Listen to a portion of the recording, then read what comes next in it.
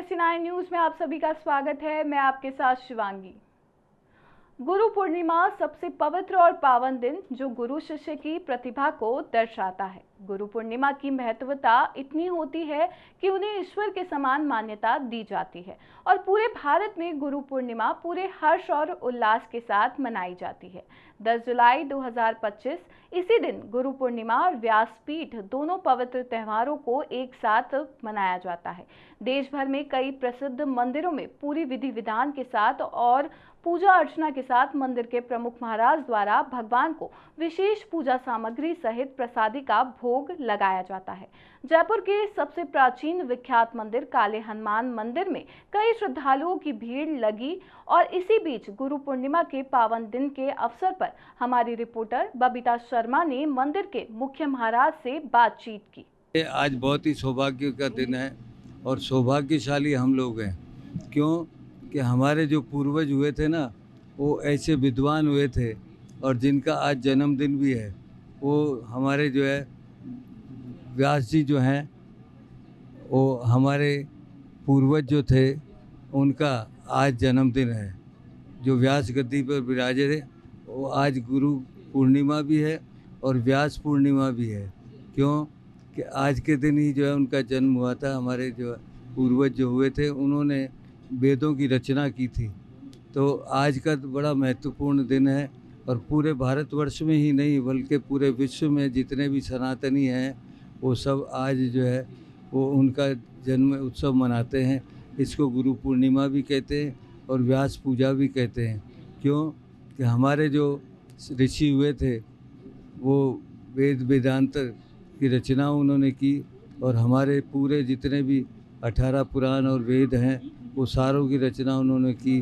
वो अपने तप से बल से अपने भगवान को प्राप्त करना चाहते थे, तो उन्होंने जंगल में जाकर के तपस्या की।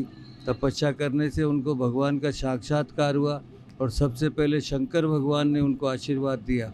उस आशीर्वाद से ही जो है उन्होंने ये वेदों की रचनाएं की। तो ये हमारे भारतवर्ष का बहुत ही जो है एक महत्वपूर्ण दिन है। आज के दिन जो है गुरु की पूजा इसलिए करते हैं कि गुरु जो है वो सद्मार्ग बताता है, वो अपने कष्टों को हरता है और हमको जो है वो कोई भी तरह के कष्ट से निवारण करता है। तो बहुत ही महत्व का दिन है। आज भारतवर्ष में जो है वो खुशहाली के लिए सब प्रार्थना करते हैं अपने अपने गुरु से जा कर के, और वो भगवान से भी प्रार्थना करते हैं। जिनका कोई गुरु नहीं होता है वो भगवान शंकर की पूजा करके, क्योंकि सबसे पहले जो है वो वेदों की रचना करने का मार्ग भगवान शंकर ने ही बताया था। तो आज का बहुत बड़ा दिन है। आचार्य महापुरुष सुखदेव जी महाराज की जय। आचार्य महापुरुष श्यामचंद्र जी महाराज जी की जय। संप्रदाय सुखदेव मुनि चरण दास गुरुद्वार परम धर्म भागवत मत भक्ति अनंत विचार राधा कृष्ण उपास धर्म भागवत हमारो निज वृंदावन धाम मुक्त स्वामी पे निहारो। यह वृंदावन छोड़ करके जाएगा। आज हमारे बड़े भाग से है कि आज गुरु पूर्णिमा के दिन आचार्य गुरु की सेवा में सानिध्य में श्री वेदव्यास भगवान का जयंती महोत्सव, जिन्होंने अष्टादश पुराण से व्यास वचनम परोपकार पुण्य पापाय पर पीड़नम, जिन्होंने 18 पुराण लिख दिए, सब कर दिया। परंतु उन्होंने कलयुग के लिए भी विशेष कहा। जब संतों का सम्मेलन हुआ, सबने पूछा कौन सा युग बड़ा है, द्वापर त्रेता सतयुग में कौन सा बड़ा है। वेदव्यास भगवान के पास में गए। भगवान वेदव्यास भगवान गंगा स्नान कर रहे थे। स्नान करते करते हे कलयुग तेरी जय हो, हे कलयुग तेरी। अरे तो कलयुग की जय बोल रहे, महाराज क्या हो गए, हम तो संत लोग आए थे, कौन सा युग बड़ा था, आपने कलयुग की जय कैसे बोल दी। अरे कलयुग में केवल नाम आधार, नाम से पार हो जाएगा, इसलिए कलयुग की जय बोल रहा हूँ मैं भैया। और में तो तपस्या करनी पड़ती है और में परीक्षा भी होती है, पर कलयुग में केवल नाम का आधार लेगा वही जीवन पार हो जाएगा।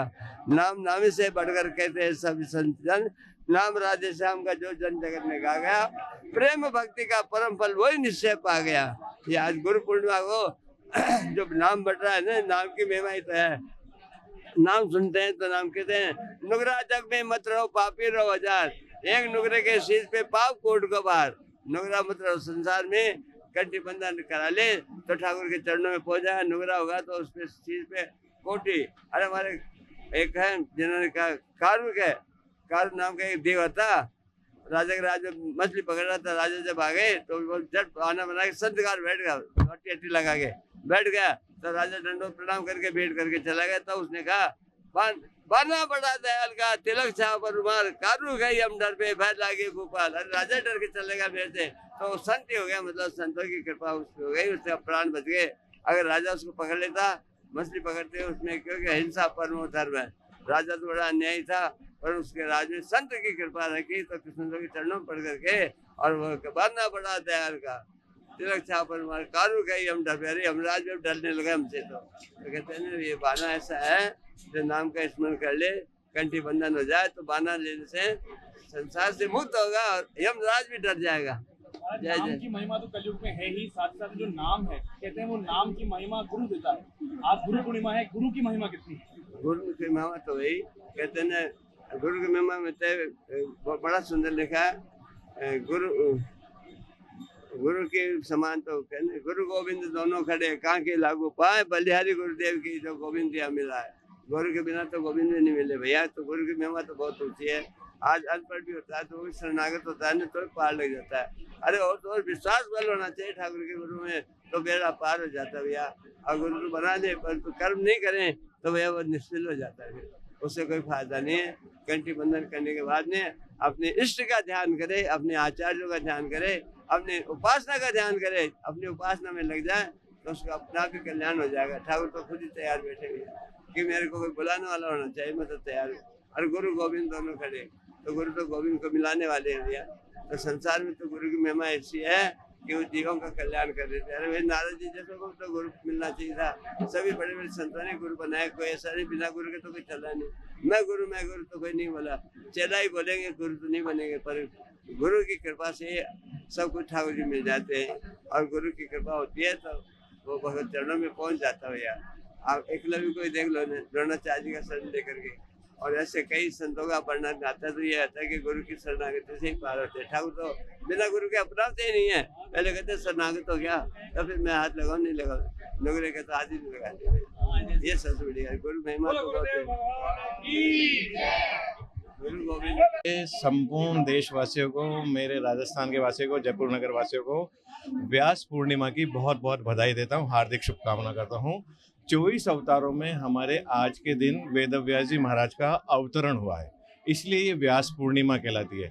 माने गुरुर ब्रह्मा, गुरुर विष्णु, गुरुर देवो महेश्वरा, गुरुर साक्षात पर ब्रह्म, तस्मै श्री गुरुवेव नमः। तो भगवान वेदव्यास जी महाराज का अवतरण वेद शास्त्र के प्रागट्य करने के लिए हुआ है। जीव मात्र के कल्याण के लिए शिक्षा जो मिलती है वेद और उनका आश्रय लेने से मिलती है, आने पढ़ने के हिसाब से, और गुरु की जो प्राप्ति का करने का भाव रहता है कि ठाकुर जी की हमें भक्ति मिले, वो गुरुदेव से शिक्षा लेके, दीक्षा लेकर फिर जीव कल्याण के लिए चलता है। तो परमार्थ कल्याण के लिए हमें किसी ना किसी का आश्रय लेना पड़ता है।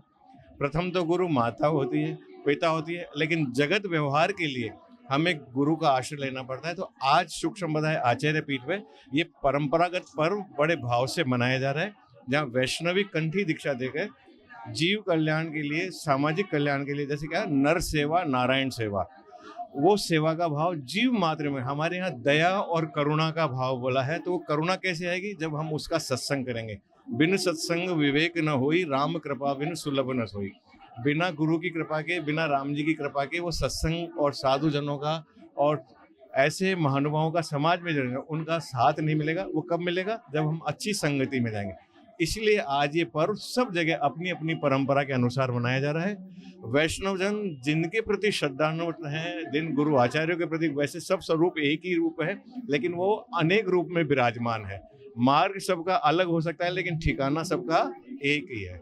इसलिए हम सब लोग भक्ति मार्ग से चलते हुए अपने गुरु का आश्रय लेते हैं। दूसरी बात है भैया, हम जीवन पर्यंत जो शिक्षा ग्रहण करते हैं, तो आज ललित कला जैसे चित्रकला है, लेखनी का कार्य, कवित्व कला है, वाद्य यंत्र की सेवा है, माँ सरस्वती के जो वाद्य यंत्र, वो भी तो हम शिक्षा लेते हैं। तो उन शिक्षक गुरु को भी पूजन है। आज इन गुरुओं के साथ उन गुरुओं का भी, जो हम सबको इन कलात्मक सेवाओं में, रचनात्मक सेवाओं में लगाते हैं, उन विशेष विद्वानों का, महानुभावों का भी हम आश्रय लेके, आशीर्वाद लेके अपने समाज की सेवा के लिए करते हैं। आज की इस परंपरा को जागृत करने के लिए आचार्य पीठ सरस्वती कुंज सरस्वती की ओर से मैं प्रवीण बेड़ेविया बहुत बहुत हार्दिक स्वागत करता हूँ, बहुत बहुत बधाई देता हूँ, और सबके शुभ मंगल कामना की ये प्रभु के चरणों में निवेदन करता हूँ कि हमारी शस्य श्यामला भूमि अन्न धन से परिपूर्ण रहे, कोई विपदा बाधा नहीं आए। यही गुरु के चरणों में नमन है, यही गुरु के चरणों में भाव। बहुत ही पावन दिन है, तो इसके लिए युवा पीढ़ी के लिए कोई संदेश दीजिए। हाँ, हमारी वर्तमान पीढ़ी के हाथ में तो सारी बागडोर है। वर्तमान पीढ़ी सनातन धर्म की ध्वजा पताका है।